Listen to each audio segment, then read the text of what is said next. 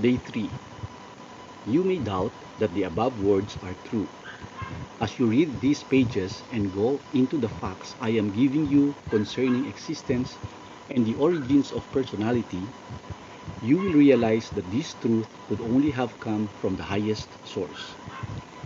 Those who have difficulty in understanding the letters should read them a page at a time, then put them aside and meditate.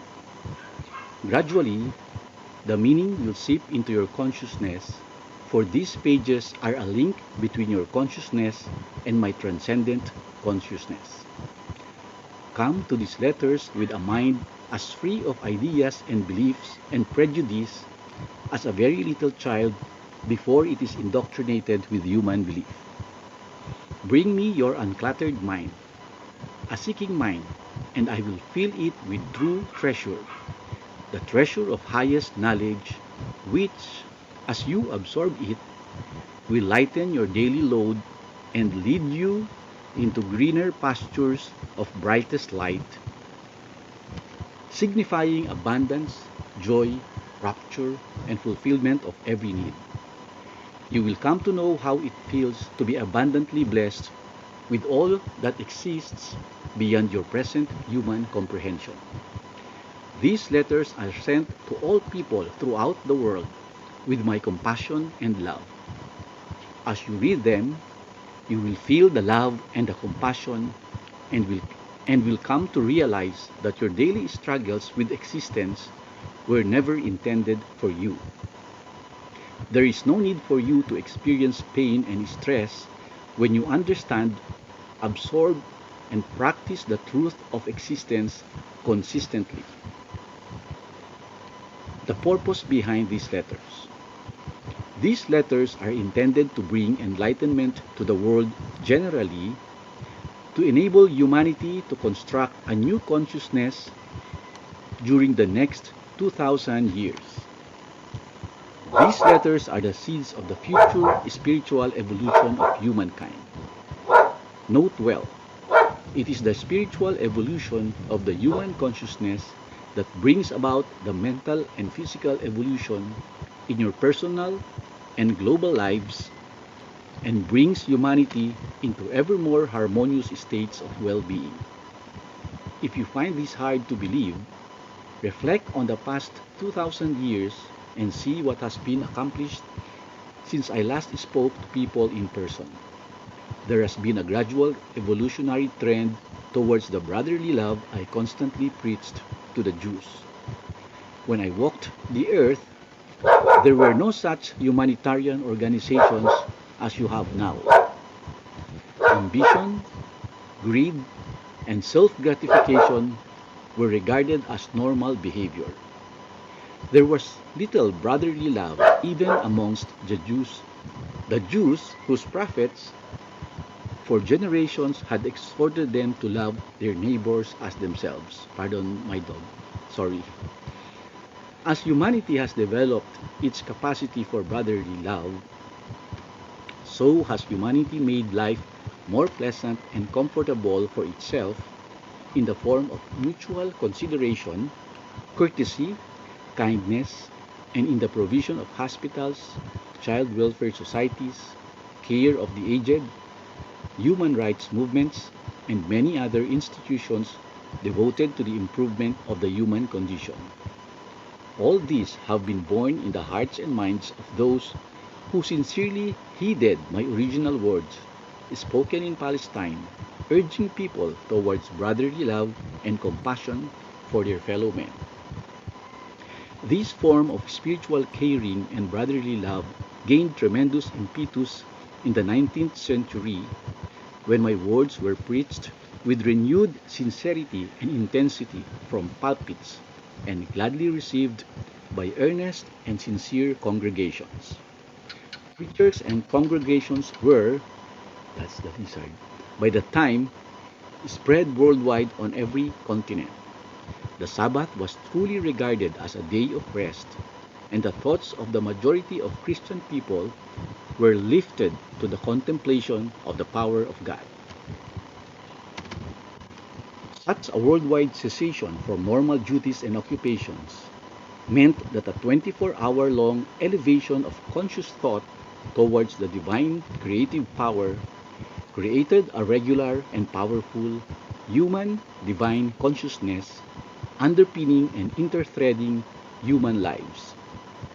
Human petition drew the power of the divine into the human consciousness and human experience and led directly to growth and expansion in every facet of human life.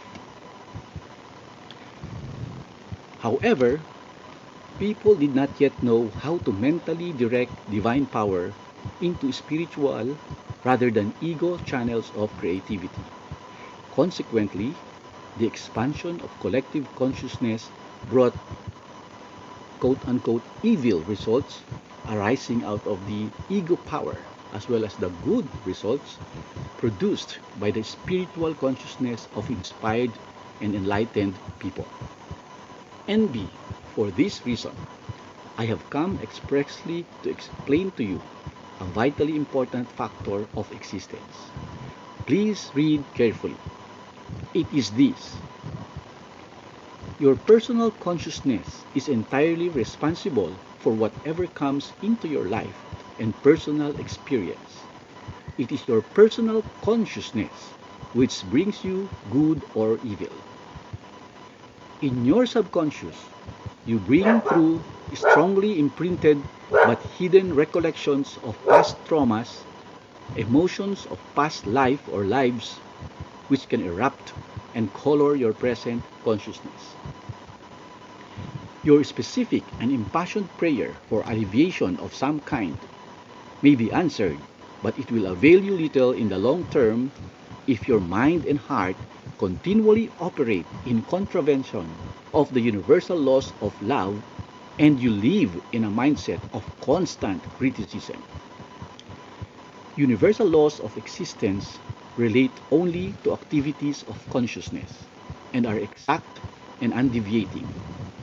They are not rewards or punishment from God. I repeat, are not punishment from God. They relate to the causative factor of consciousness, which attract and magnetize electrical particles that thus band together and appear to the world as outer, visible solid forms and experiences. NB. Sometimes people make powerfully prayerful contact with the divine reality behind and within all creation. It responds, and its activity is shortly revealed as necessary improvements within the personal and national life, and people may exclaim, this is a miracle. But in the long term, the state of the personal or national consciousness will again reassert itself in their experiences and will reproduce the same negative effects in health or affairs as they did previously. You cannot effect permanent changes in your lives unless you change your consciousness.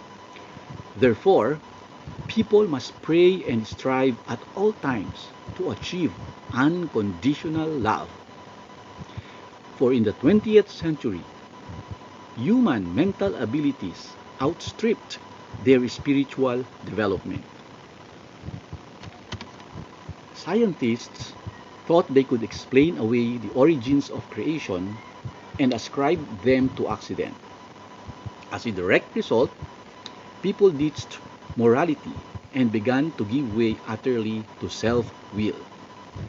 They set in motion a new momentum of menace in the world, for they began to create a new form of world ego consciousness directly in opposition to the nature of the divine, which is unconditional love. The human consciousness blocked the inflow of the divine. Note well, the ever-increasing lurid imaginings of a few people, which would have been contained locally a century ago, now became a contagious mental infection, glorified in literature, films, theater, spreading worldwide, creating a global human consciousness similar to their own, expressed as sexual excesses, violence, and perversions. This mental infection first manifests as egocentric modes of living and the creation of technical devices which have created serious health disorders, climatical changes, crop failures, environment deterioration, extinction of living creatures, and wholesale slaughter of human beings. Mental infection manifests in the human personality as deranged and destructive behavior, drug taking, abominable cruelty and depravity, gangster operations, and sexual excesses. Thus has a vicious circle of malignancy and perversions of thought and activities being created by entertainment and media magnates. The purpose to capture egocentric public vested interest. Your TV and cinema screen has become the new Bible of human behavior. Personal tragedies unknown to humankind a century ago have become rife, and people live in fear of walking the streets. Households are barricaded behind high walls. Family and social problems are taken into regular public debate, and so the saga of human misery is perpetuated. This is the beast stalking your lands and feeding a miasma of beastliness into innocent minds. It will be perpetuated until my Christ knowledge is acknowledged, accepted, and lived by the majority of people on earth. Because this knowledge will show you how to get back on the true path of life in order to start creating the kind of lives you truly desire. Because I am unconditional love, I am speaking the truth, which many spiritual minds suspect, but which is rejected by those who are spiritually blind at the moment. These words are not spoken to threaten or punish you, but to alert you to the source of all the unspeakable horrors which daily fill your newspapers and TV screens. It is only my love for all people that forces me to descend through the various levels of consciousness to reach the dimension of human depravity to warn you of its consequences in your present lives. Note well, important. You wonder from whence has come the HIV virus which attacks man's precious self-defense system, the immune system, and also targets his abilities to procreate. This virus, if left to spread unchecked, not by drugs, by spiritual awareness, will wipe out the unwary. The enlightened will avoid these and other pitfalls of existence. Wake up, realize your own strong consciousness impulses are life impulses. They are highly creative electromagnetic impulses. When they are of a virulent, violent, aggressive, murderous nature, they emit electrical particles of virulent, violent, aggressive, murderous consciousness which take form as virulent viruses in the air, spreading from one innocent person to another. What is born and nurtured in the deceased mind eventually takes on form in the physical world. This is not punishment from God as the churches may teach you. It is a scientific fact of existence.